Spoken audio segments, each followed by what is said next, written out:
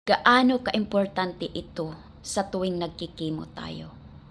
Huwag na huwag antayin na mauuhaw tayo bago iinom ng tubig.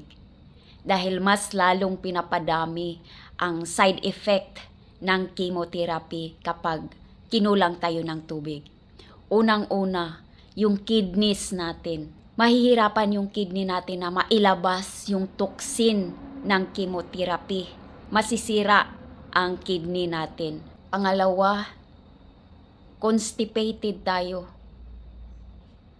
Mahihirapan tayong maglabas ng dumi natin dahil dehydrated tayo, kulang tayo ng tubig. Manunuyo ang balat natin, masakit ang balat natin, pati na mga bibig natin. Tuyo yung lalamunan at yung prone tayo sa mouth sore, sugat ng bibig. Pangatlo, yung pakiramdam mo mas lalong pagod na pagod at yung nahihilo. Kasi kapag kinulang tayo ng tubig kahit hindi ka under chemo, yung pakiramdam na pagod ka, yung pakiramdam na nahihilo ka, isa yun sa side effect kapag dehydrated ka. Kaya isi-share ko dito ang ginagawa ko noong time na nagkikemo ako. So, ang tinuro sa akin ng doktor, uminom ako ng kahit pa kunti-kunti pero palagi. Kahit 2 to 3 lagok lang every 15 minutes. So, ang ginagawa ko, meron akong nakalimutan ko na yung apps. Meron akong dinownload na apps noon na nagre-remind sa akin something cute na animal or ano ba yun, or parang hindi ko na maalala. Yun ang ginagawa ko. Ano siya, nagre-remind siya sa akin every 15 minutes na iinom ako ng tubig.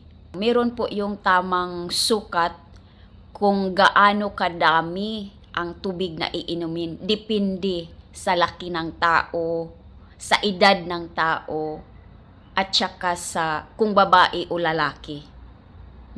Nakadepende po kung gaano kadami ang iinumin na tubig.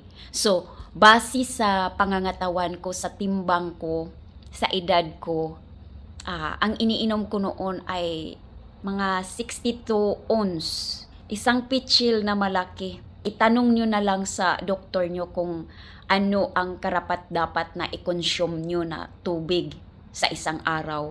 So, ang ginawa ko is, sinusukat ko na yung tubig ko, nilagay ko na sa pitchil. Kailangan na maubos ko yun sa isang araw. So, bawat 15 minutes, nagsisip ako, ginagamitan ko ng straw. Maganda na gamitan ng straw kasi hindi maganda na yung mabilis ang pag-inom.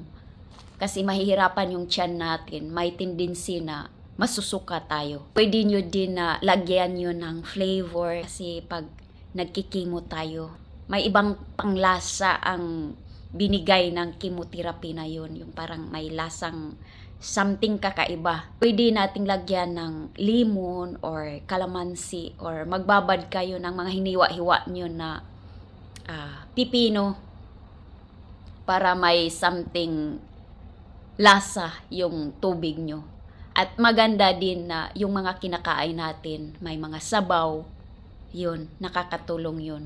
Napaka-importante ito sa mga nagkikimo. At kahit sa mga hindi nagkikimo, ugaliin na i-manage natin ang ating mga iniinom na tubig. So, sa lahat ng mga lumalaban ngayon, follow nyo ako at sabay tayong lumaban. Maraming salamat.